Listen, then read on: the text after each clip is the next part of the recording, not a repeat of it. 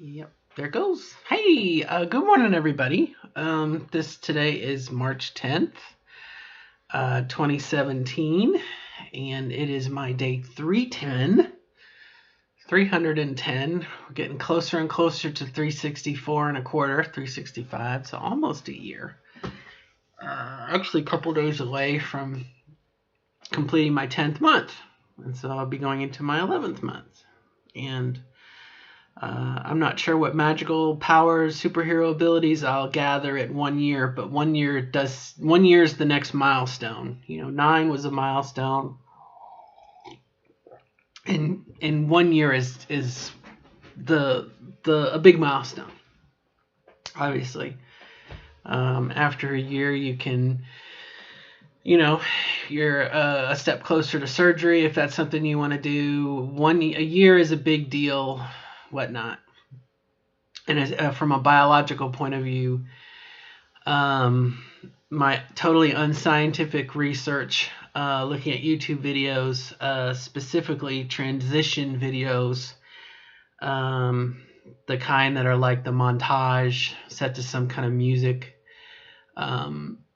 really by a year, you can see changes are happening and this person looks very, very different. And then, by the second year, it's like totally different person, somewhat.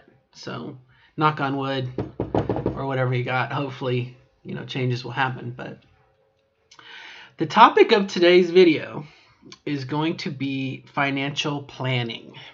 And what brought this up was I had gotten all 3 letters for my surgery authorization or consideration. I don't know what you want to call it. Everything. 3 letters. Had to get 3 letters. I got my 3 letters. And so I'm waiting for my appointment. But I had gotten to the point where I started to feel stress put on myself about money.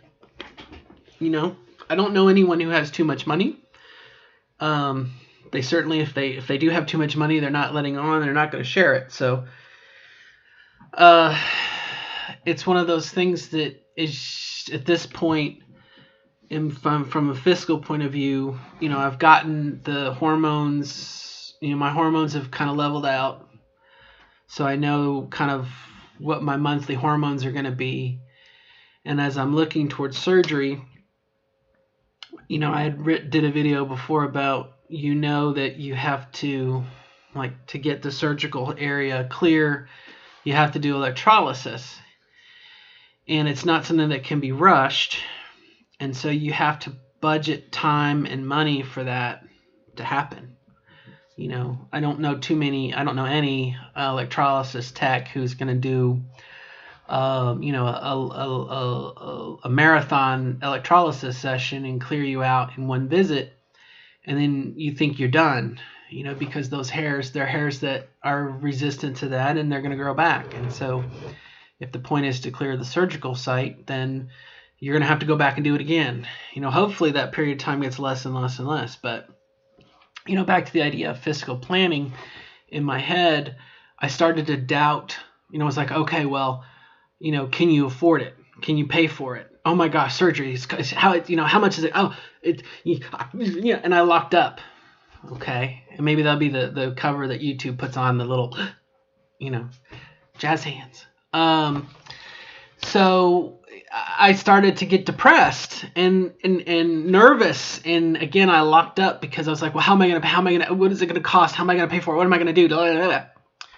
So what I did was I tried to come up with 3 or 4, I ended up with 5, but scenarios.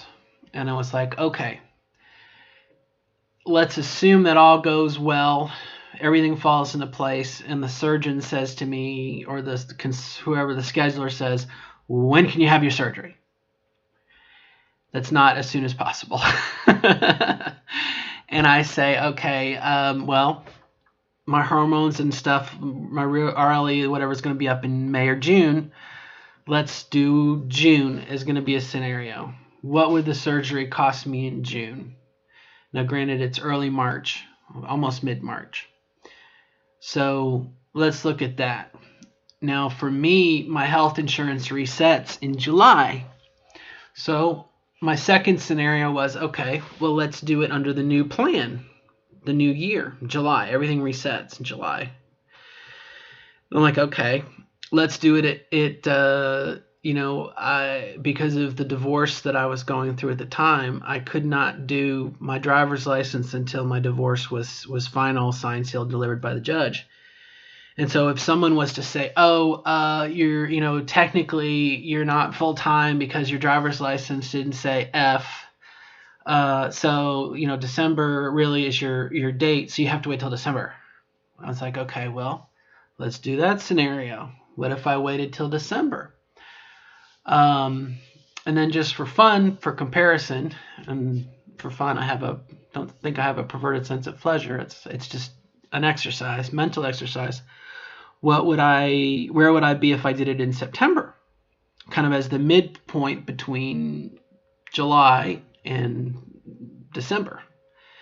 And pretty much, if I had to wait until spring of next year, that was the other thing. I wanted to do it as when I would hit my deductible, which would have been February of 2018, almost 11 months from now. And so 5 scenarios, 5 snapshots at time. And so I started June, which is just like a couple months from now, 3 or 4 months. I looked at my insurance and I looked at, okay, I had reached my deductible, so everything that I do is at 10%. I only pay 10%.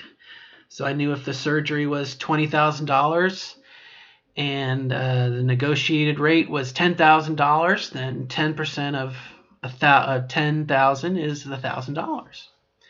So the most that I'm going to pay out of pocket or out of my account is $1,000 if I have it in June. Okay, for that $20,000 surgery.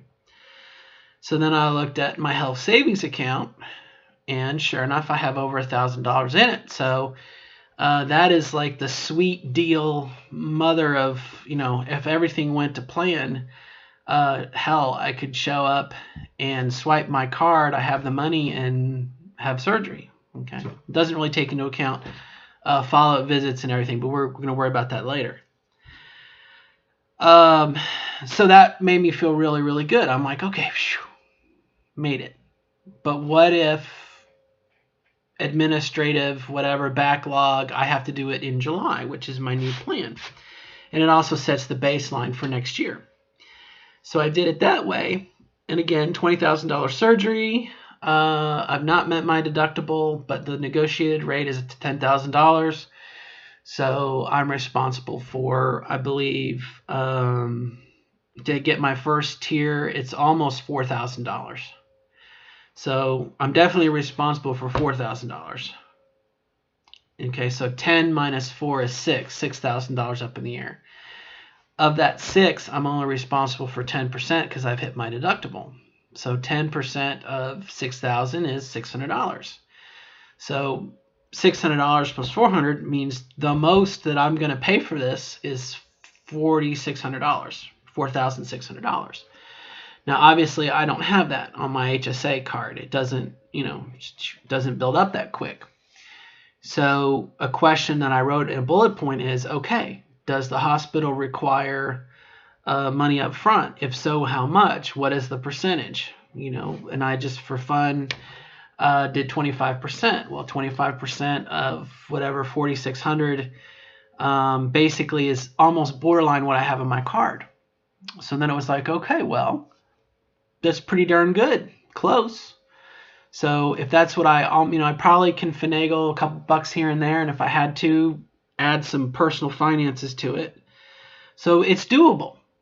And so again, I was like, whew, okay, good, thank goodness. Okay, so that's the steepest mountain to climb.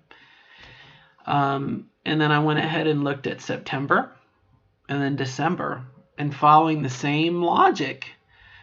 As the year goes on, the more that the year goes on, the more that I've met my deductible.